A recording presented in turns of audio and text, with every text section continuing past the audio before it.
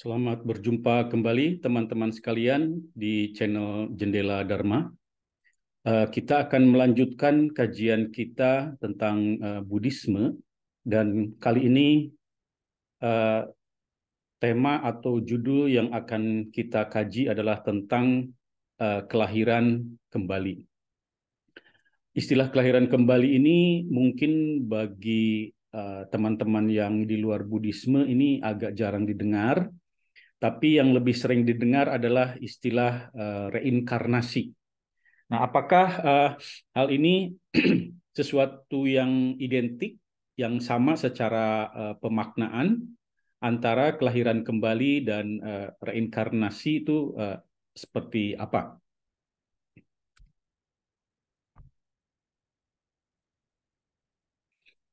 Teman-teman sekalian, sebetulnya istilah reinkarnasi itu datang dari bahasa Latin.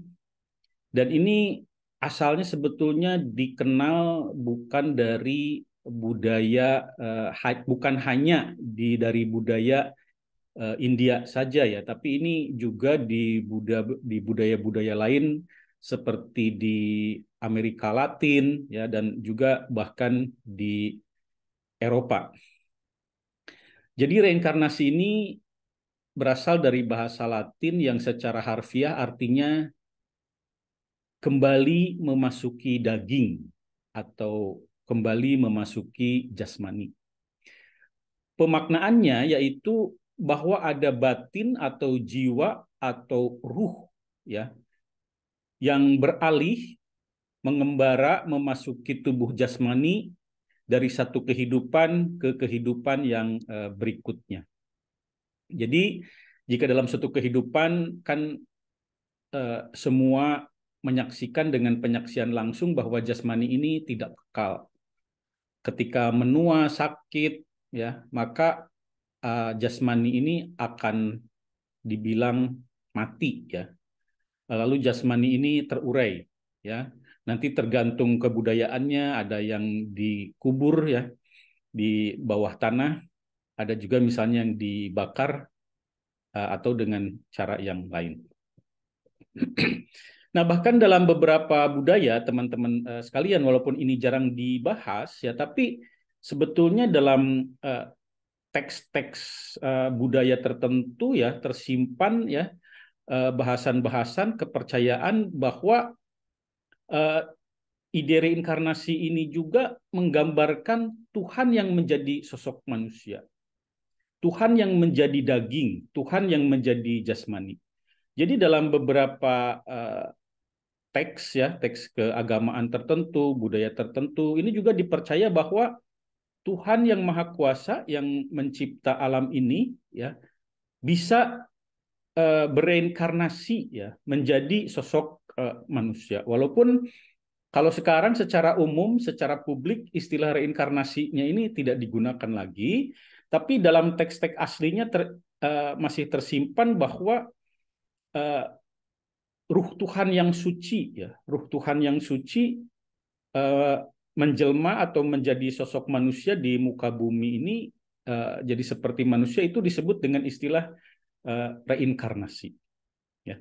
Nah, juga dalam beberapa budaya lain yang cukup menarik terutama di India ya.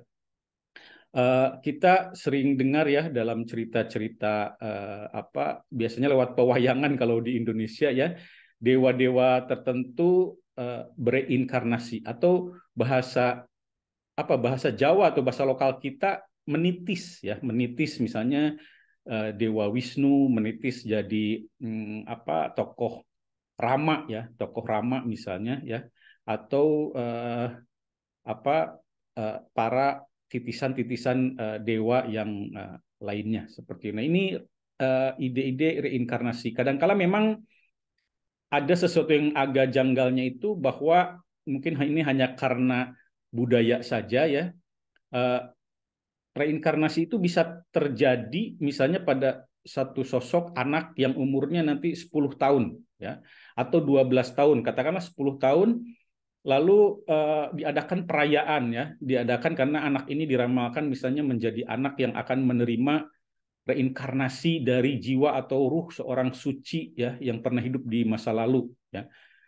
Itu diadakan perayaan-perayaan sehingga resmi di umur 10 tahun ini anak ini menjadi titisan seorang tokoh suci di masa lalu. Dan ini terjadi di beberapa sekte Buddhism juga ya, dipercaya hal-hal seperti ini. Biasanya ini dipakai untuk melegitimasi ya bahwa si anak tersebut nantinya akan menjadi calon pemimpin spiritual yang legitimate ya, seperti itu.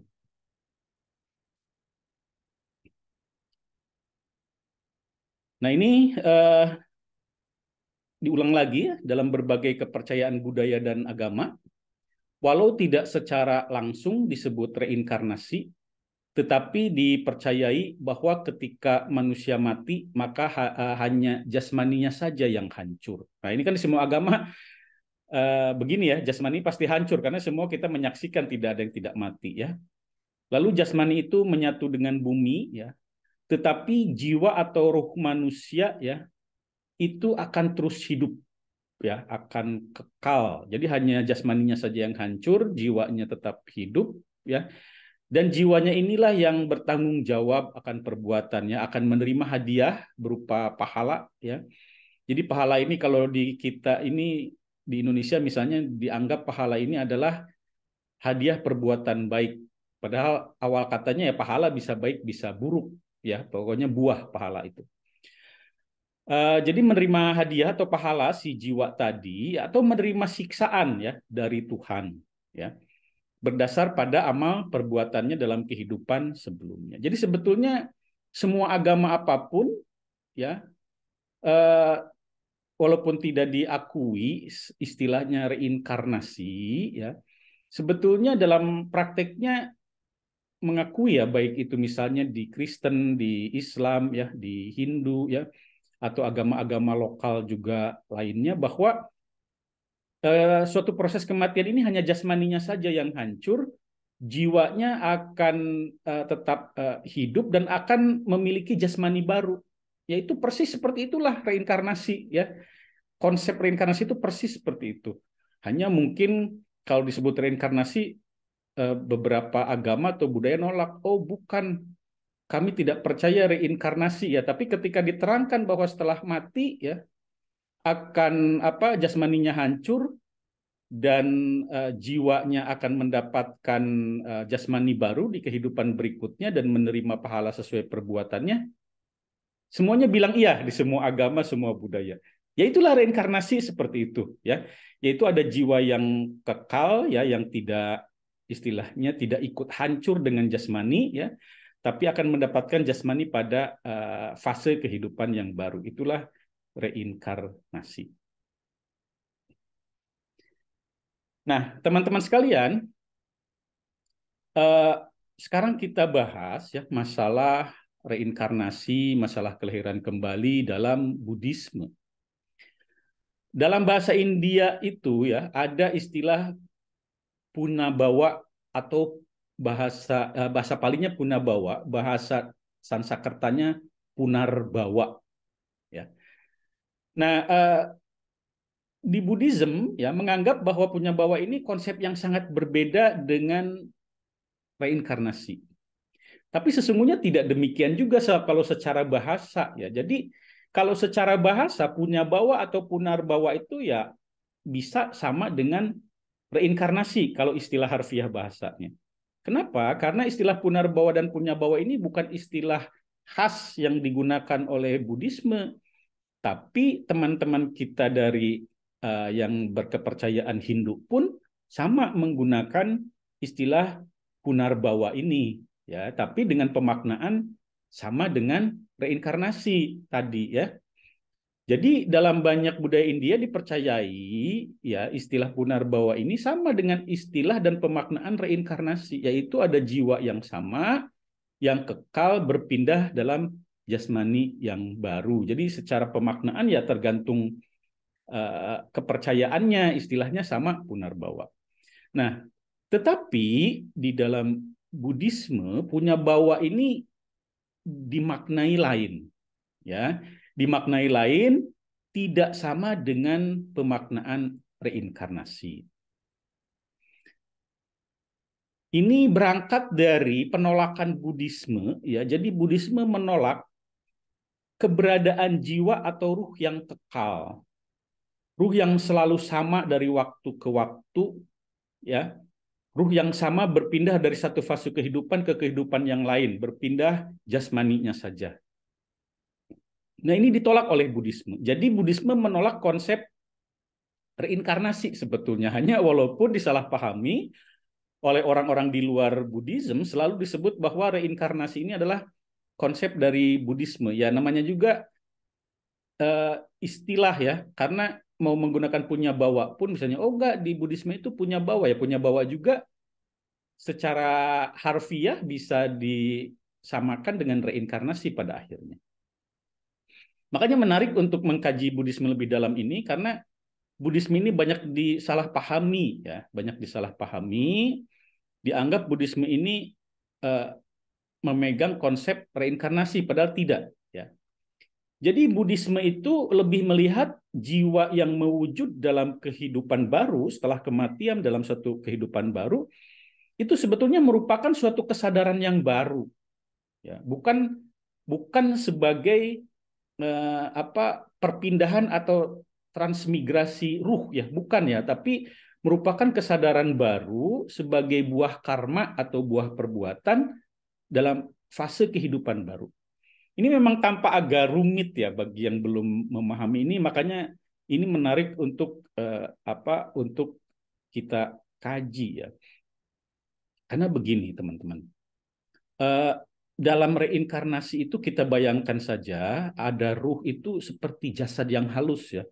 Kalau di film-film digambarkan kan kalau ada orang meninggal itu ada ruhnya itu keluar, itu bentuk ruh itu seperti jasad manusia, cuma jasadnya halus, ya, kayak bayang-bayang gitu, tembus pandang halus, ya. Itu kan walaupun mungkin itu hanya suatu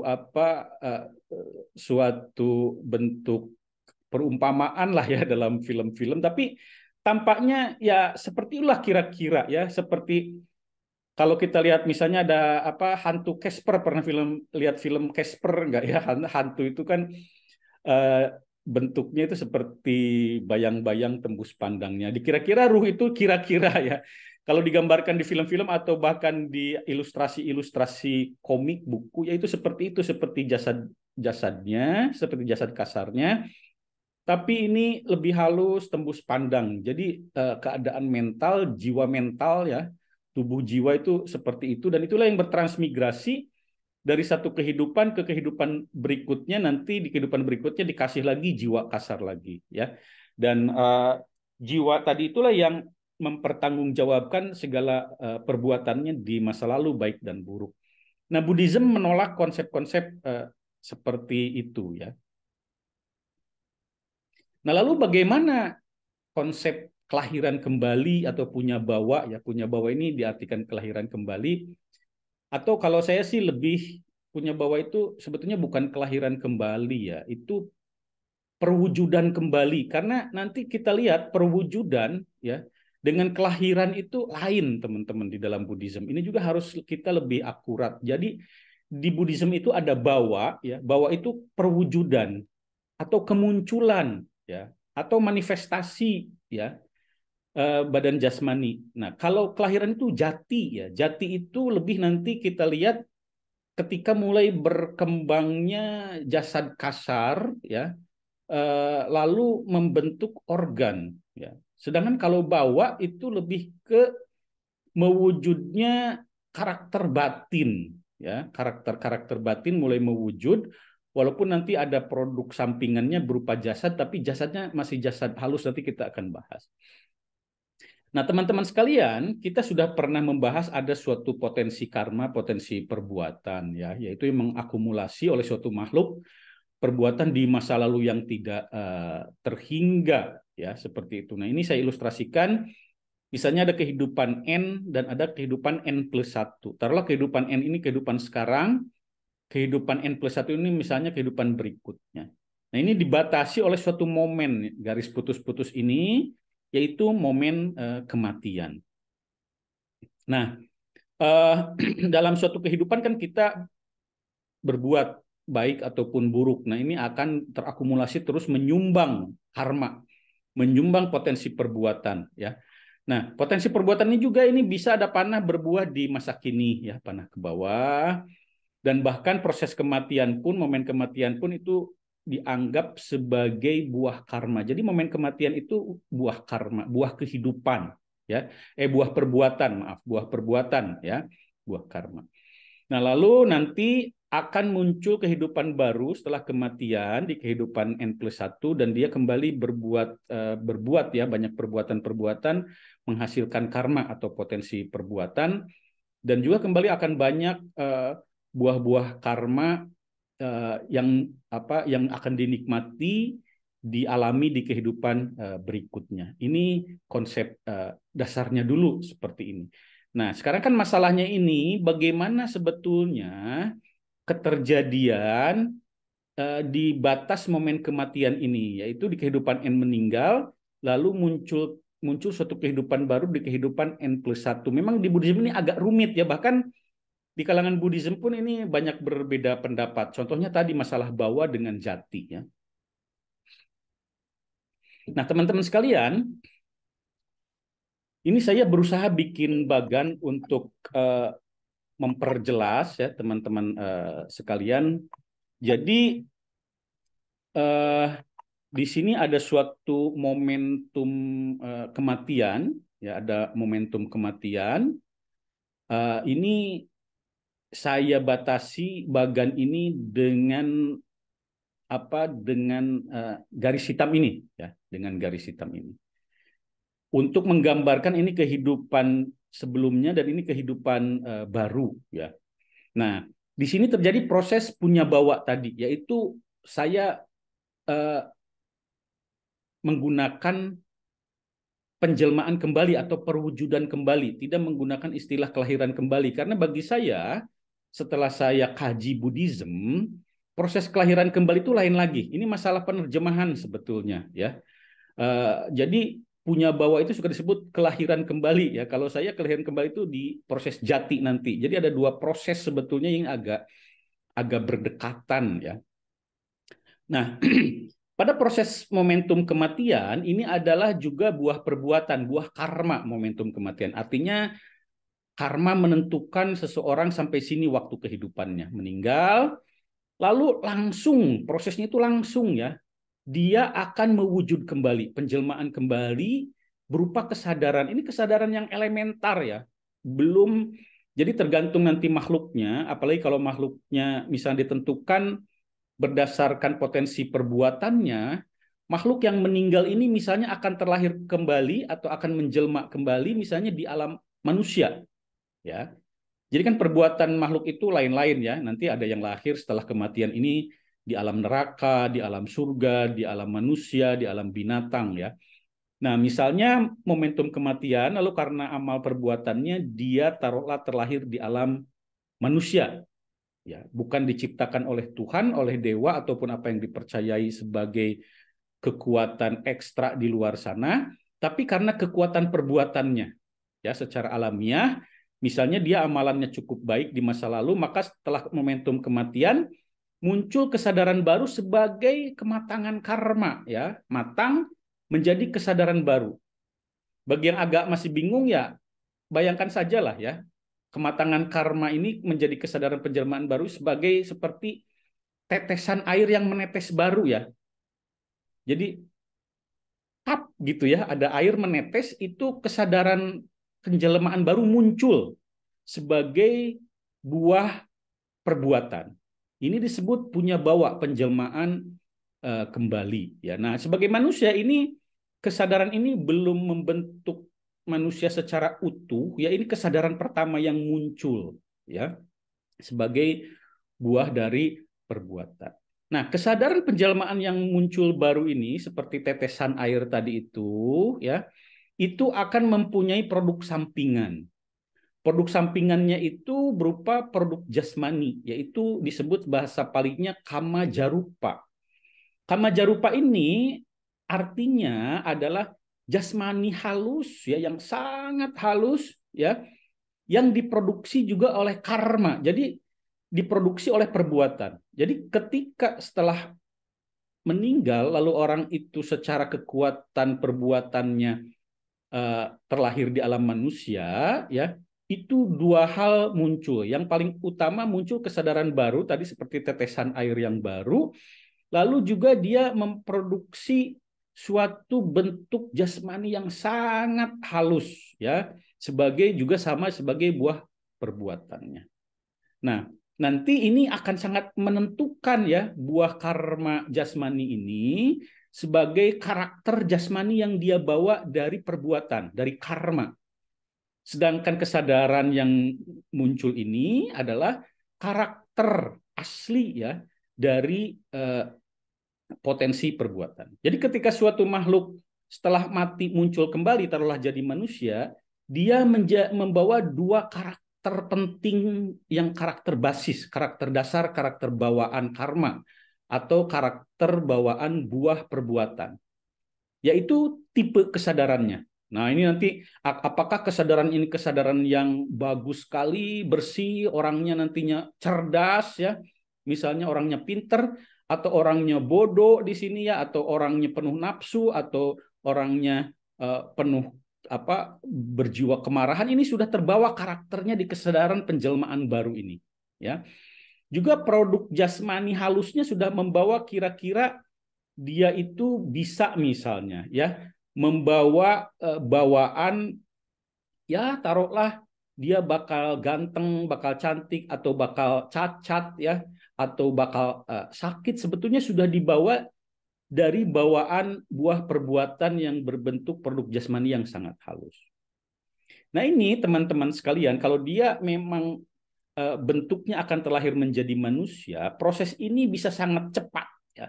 Sangat cepat kilat, bisa juga cukup lama ya. Bahkan di dalam kitab-kitab komentar tentu kan bisa beberapa hari ini mencari media. Mencari media untuk dia bisa berkembang menjadi makhluk yang secara mental jasmani lebih lebih sempurna dalam arti sesuai dengan komunitasnya. Kalau dia ini mau menjadi manusia, maka komunitasnya komunitas manusia. Sosoknya disebut sempurna itu sosok mental dan jasmani seperti manusia di komunitasnya. Kalau ini nanti potensinya adalah jadi misalnya jadi binatang, misalnya jadi sapi, ya, dia akan mencari media ya di rahim-rahim sapi betina ya, sehingga dia bisa berkembang menjadi sapi yang sempurna ya, seperti sapi di komunitasnya ya. Nah, taruhlah kita kembali ini misalnya mau jadi manusia, maka dia akan mencari ya kesempatan bertemu dengan zigot, yaitu campuran antara ovum dan sperma dari seorang wanita dan seorang laki-laki. Ya, jadi sebetulnya kalau saya kaji di Sutta Pitaka ya, kesadaran penjelmaan baru ini untuk menjadi manusia tidak munculnya di rahim seorang ibu langsung muncul. Walaupun di buku-buku referensi ya para master itu, terutama Master Theravada ya, Theravada itu suatu sekte Buddhisme ya, itu seakan-akan harus selalu kesadaran penjelmaan baru ini munculnya langsung di rahim seorang wanita. Padahal kalau saya kaji ya, ini tidak harus muncul langsung di rahim wanita. Pokoknya muncul di alam kamawacara, yaitu di alam indria. Ya, kesadaran penjelmaan disertai dengan produk jasmani yang sangat halus. Nah, nanti juga bagaimana cara dia menemukan ya rahim seorang ibu, itu rahimnya harus dibuahi dulu. Artinya ovum yang ada di rahim itu harus dibuahi dengan sperma dari seorang calon ayah, terjadi pembuahan ya, dan nanti akan cocok-cocokkan ini kesadaran penjelmaan baru dengan produk jasmani halus ini masuk ke dalam rahim yang ovumnya sudah dibuahi oleh sperma. Apa maksud cocok-cocokan? Masuk cocok-cocokan ini juga sangat bergantung kepada kekuatan karma atau kekuatan buah karma, kekuatan buah perbuatan. Karena itu misalnya teman-teman, seseorang yang potensi akumulasi perbuatan karmanya ketika di proses ini antara momentum kematian dengan penjelmaan baru misalnya. Ini buah karma atau buah perbuatan yang matang di kesadaran penjelmaan baru ini membawa berbagai macam keberuntungan duniawi, potensi-potensi keberuntungan duniawi. Produk jasmani, kemajarupanya juga bagus. Maka dia secara kekuatan karma, kekuatan perbuatan tertarik untuk masuk ke suatu rahim yang sudah baru saja dibuahi ya, ovum dengan sperma sudah membentuk zigot ya. Itu misalnya di rahim seorang putri dari suatu kerajaan misalnya, atau seorang putri dari seorang presiden atau seorang jenderal atau seorang pedagang yang kaya raya gitu loh ya. Tarikan karmanya seperti itu. Atau juga di momentum kematian karena amal perbuatannya banyak yang buruk segala macam ya, kesadaran penjelmaan barunya walaupun dia menjadi manusia, tapi potensi kesadaran penjelmaan manusianya ini akan penuh penderitaan dikarenakan perbuatan-perbuatan buruk. Produk jasmaninya juga kurang baik misal. Maka ini akan tertarik kepada suatu rahim seorang ibu yang misalnya dia alkoholik, seorang ibunya itu ya, alkoholik, pecandu rokok, pecandu obat-obatan dan lain-lain yang bisa merusak kesehatan. Sperma bapaknya juga misalnya kurang baik, dia seorang kriminal dan lain-lain. Tapi karena tarikan karma ini, maka kesadaran penjelmaan baru dan produk jasmani halus ini masuk ke rahim ibu seperti tadi. Maka dia berkembang misalnya janinnya kurang bagus di sini, dia mengalami kecacatan berbagai macam kelainan dan lain-lain ya, dan dia terlahir menjadi manusia yang misalnya di keluarga miskin atau bahkan kriminal ya, kesehatannya terganggu sejak dia lahir, ada berbagai macam kelainan ya. Nah, ini setelah masuk kesadaran penjelmaan baru dan produk jasmani halus ke dalam rahim seorang ibu ya, itu barulah mulai proses kelahiran kembali atau jati. Karena disinilah mulai berkembang organ. Jadi di sutta itu disebutkan apakah jati, apakah kelahiran ya. Itu adalah berkembangnya organ gitu loh ya istilahnya. Jadi nanti berkembang di sini kan landasan-landasan mata, di sini ya landasan telinga, landasan hidung ya. Nanti juga berkembang misalnya untuk kepala, tangan, jantung, hati dan lain-lain, ini diproses jati kelahiran kembali. Sedangkan proses bawah ya penjelmaan itu proses awalnya adalah matangnya karma membentuk kesadaran penjelmaan baru produk jasmani. Ya. Walaupun teman-teman nanti bawah itu dibagi dua ya, saya terangkan sekarang saja. Ada kama bawa ya, ada upapati bawa. Kalau kama bawa itu terbentuk sebelum proses kematian. Di dalam sutta dinyatakan kalau orang rajin berbuat keburukan, ya itu dia sudah membentuk bawa, yaitu karakter kehidupan, karakter makhluk di kehidupan berikutnya. Seseorang misalnya pembunuh, ya pembunuh bayaran, perampok, kejam, ya dia sudah membentuk karakter makhluk yang akan cocoknya ini nanti kalau menjadi perjalanan barunya di neraka. Nah itu kama bawa di sini di momentum sebelum kematian sudah terbentuk. Ketika ada upapati bawa, kemunculan memang karma matang, maka memang dia seperti ditarik, kata Sutta itu, di Sutta Pitaka itu. Ditarik ke dalam neraka, karena perbuatan-perbuatan kejamnya di kehidupan sebelumnya. Nah, jadi kama bawa atau karma bawa itu akan membentuk upapati bawa.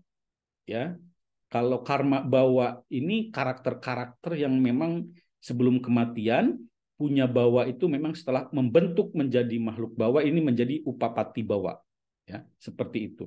Nah ini adalah proses tersendiri sebelum yang dikatakan jati ya, yaitu proses kelahiran kembali di mana organ-organ tumbuh. Yang menarik di sini teman-teman, jika teman-teman jeli ya mengamati di dunia sains ya, di dunia ilmu pengetahuan sekarang ini dianggap bahwa taruhlah jasmani itu ya, jasmani seorang bayi, seorang anak ya, itu hanya ditentukan oleh DNA dari ibu dan ayah, betul nggak? Yang diwakili oleh ovum dan sperma, betul nggak? Tidak ada yang ketiga ya. Jadi seolah-olah selama ini di dalam sains, di dalam ilmu pengetahuan, seorang bayi yang berkembang di kandungan ibu itu hanya dipengaruhi, ini secara jasmani aja ya, karena ilmu pengetahuan sains tidak membahas kesadaran ya, belum ya. Kita jasmani aja dulu. Itu hanya ditentukan oleh sel telur dan sperma. Jadi sel telur ovum ini dengan sperma inilah yang akan menentukan seperti apa ya perkembangan jasmani, karakter jasmani dari bayi ya, ya dari jabang bayi. Nah di Buddhism itu ternyata tidak hanya dua ovum dan sperma yang menentukan, ini hanya medium saja nantinya ya untuk melanjutkan perkembangan, walaupun tentunya mempengaruhi ya, ovum membawa karakter tersendiri, sperma membawa karakter tersendiri, tapi ada yang jauh lebih penting yaitu kamajarupa ini teman-teman, yaitu produk jasmani ini dibawa sebagai buah karma oleh si calon bayinya sendiri, masuk ke sini ya, bercampur. Jadi karakter jasmani dari bayi yang berkembang itu ditentukan oleh tiga hal kalau di Buddhism ini, yaitu oleh ovum dari sang ibu, sperma dari sang ayah, dari kamajarupa produk jasmani bawaan si calon bayi sendiri berdasarkan karma atau berdasarkan perbuatan. Nah, dari sini teman-teman ini sangat berbeda dengan reinkarnasi ya. Jadi dari sini kita lihat konsepnya kok agak rumit memang ya, karena memang cukup rumit secara realitas ya, secara alamiah keadaan apa adanya itu tidak semudah yang orang bicarakan. Bahkan di dalam Buddhism pun antara proses punya bawa dengan jati ini dianggap satu ya. Padahal kalau kita lebih akurat dipisahkan, ini suatu proses yang terpisah, berbeda. Jadi di sini terlihat teman-teman yang paling penting bagi kita perbedaannya antara konsep punya bawa, kelahiran atau penjelmaan kembali di dalam Buddhism, perbedaannya dari reinkarnasi di sini tidak terlihat adanya ruh atau jiwa yang berpindah, yang bertransmigrasi ya dari kehidupan sebelumnya ke kehidupan berikutnya, tidak ada di sini ya. Di sini ada momentum kematian. Sebetulnya kesadaran penjelmaan baru ini ya, ini racikan baru dari karma, dari perbuatan, racikan baru ya.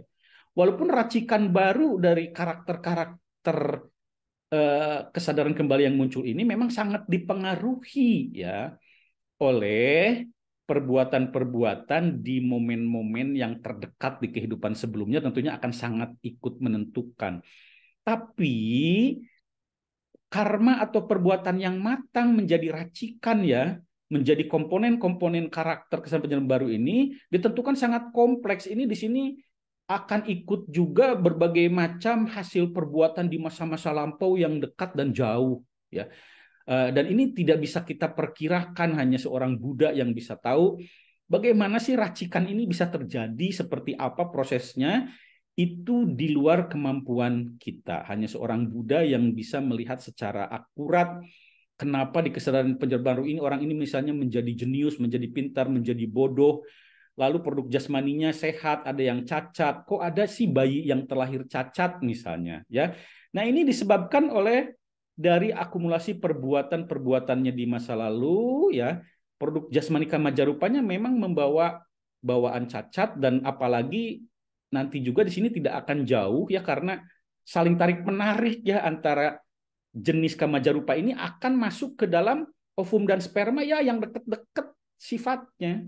Ovumnya juga misalnya kurang baik, spermanya juga kurang baik, dan lain-lain ya. Kalau ininya unggul, ovumnya unggul, spermanya juga unggul, bisa seperti itu ya. Nah, tapi kembali lagi sebagai kita kesimpulan teman-teman, perbedaan dengan reinkarnasi bahwa di dalam Buddhisme tidak ada transmigrasi jiwa roh yang utuh ya, seperti tadi, seperti Casper ya, atau sebagai jasmani halus berpindah lalu dapat jasmani baru, tidak seperti itu. Apalagi kalau jasmani barunya seakan-akan ditiupkan oleh suatu sosok yang dianggap agung, apakah itu Tuhan atau dewa disebutnya ya. Jadi dewa dengan Tuhan itu sebetulnya istilahnya sama, hanya beda bahasa ya. Dewa, gods, Tuhan ya, sebetulnya itu beda bahasa, walaupun oh Tuhan beda dengan dewa.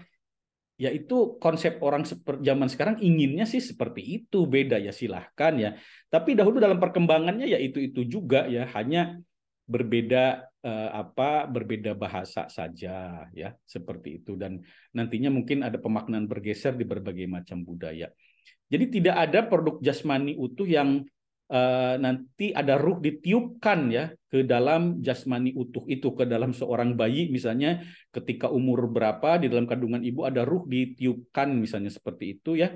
Itu di Buddhism tidak seperti itu, tapi ini secara alamiah ya, mirip seperti ya di berbagai keadaan alamiah lain seperti pepohonan ya yang berbuah memiliki biji, lalu bijinya juga kan membawa karakter-karakter baru ya, potensi untuk tumbuh menjadi pohon baru.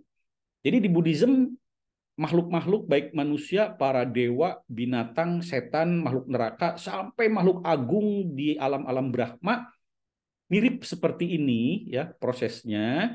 Setelah kematian ada muncul kesadaran penjelmaan baru, ada proses produk jasmani baru ikut, kecuali ini nanti di alam-alam arupa jana ya, tidak disertai produk kamajarupa ini ya. Tidak ada kalau di arupa jana. Tapi selain di arupa jana, setiap ada kesadaran penjelmaan baru muncul juga produk jasmani yang cocok ya. Kalau kesadaran barunya, penjelmaan barunya karena kebaikannya muncul di alam surga, produk jasmaninya sesuai untuk produk jasmani di alam surga. Kalau kesadaran penjelmaan barunya untuk alam neraka, ininya juga produk jasmaninya sesuai dengan produk jasmani untuk di alam neraka. Nah, kembali lagi kalau manusia, ini juga kesadaran penjelmaan barunya manusia, produk jasmaninya sesuai dengan keadaan cocok sebagai manusia dan akan mencari nanti ya zigot ya ovum yang sudah dibuahi ya dan masuk ke sana dan berkembang di sana menjadi dari zigot menjadi embrio, dari embrio menjadi jabang bayi, itu yang disebut kelahiran kembali atau jati, teman-teman sekalian. Nah, sebagai penutup ya, jadi teman-teman, yang 31 alam yang sebagai realitas apa adanya di Buddhism dilihat oleh seorang Buddha ya, ada alam tidak menyenangkan ya seperti neraka, alam hantu, hewan, ada alam menyenangkan yaitu alam manusia ya, dan 6 alam dewa indrawi, dan ada alam yang luhur yaitu alam-alam para Brahma ya. Itu semuanya kemunculan mereka itu ikut proses yang seperti tadi ya, dari kematian muncul ya. Nah, bahkan di alam yang ketujuh pun kemarin ya, penguasa alam ketujuh ya, langit ketujuh, seorang Mahabrahma yang menyatakan dirinya adalah pencipta ya, yang menyatakan dirinya bapak dari semua makhluk, dia pun bisa mengalami kematian ya pada dasarnya, yaitu pada ketika hancur alam Brahma dan dia ikut meninggal dengan kehancuran di alam Brahma tersebut ya. Kalau untuk alam Brahma langit ketujuh itu umurnya sama dengan umur alamnya ya. Ketika terjadi gejala kosmis yang besar yang disebut kiamat, maka alam Brahma ikut hancur karena dia masih alam materi ya. Maka dikatakan kalau yang banyak melakukan meditasi yang cukup dalam, maka akan berpindah ke alam abasara, yaitu alam yang lebih luhur di atasnya, yaitu para makhluk bercahaya, seperti itu. Tapi prosesnya di 31 alam ini ya sama ya, ada yang mati, ada yang muncul kembali, mati, muncul kembali, bisa di alam yang sama munculnya, bisa di alam yang baru, yang lainnya naik turun ya. Dan itulah yang dimaksud dalam Buddhism sebagai alam samsara. Jadi alam 31 ini disebut alam samsara, yaitu alam di mana para makhluk mengembara ya, bergantung kepada amal perbuatannya, seperti itu teman-teman sekalian. Baik teman-teman sekalian, itu yang bisa saya sampaikan, kita kaji, kita diskusi saat ini tentang konsep kelahiran kembali di dalam Buddhism, dan memang sangat menarik konsep-konsep Buddhism ini. Sangat, ini mungkin satu-satunya konsep ya yang menolak adanya transmigrasi jiwa yang utuh ya. Jadi di dalam Buddhism itu tidak ada jalan tidak ada jiwa yang utuh bertransmigrasi dari satu kehidupan ke kehidupan yang lainnya, tetapi lebih dari kesadaran moment by moment ya. Nanti itu belum kita bahas ya, apa itu kesadaran moment by moment ya. Pokoknya untuk pendahuluan ini adalah kemunculan kembali, kelahiran kembali adalah racikan jiwa atau batin atau kesadaran yang baru berdasarkan buah karma ya. Seperti itu, teman-teman sekalian. Baik, teman-teman sekalian, kita cukupkan sampai di sini dan semoga teman-teman dalam keadaan terberkati, sehat dalam waktu yang panjang sampai bertemu kembali di kesempatan selanjutnya.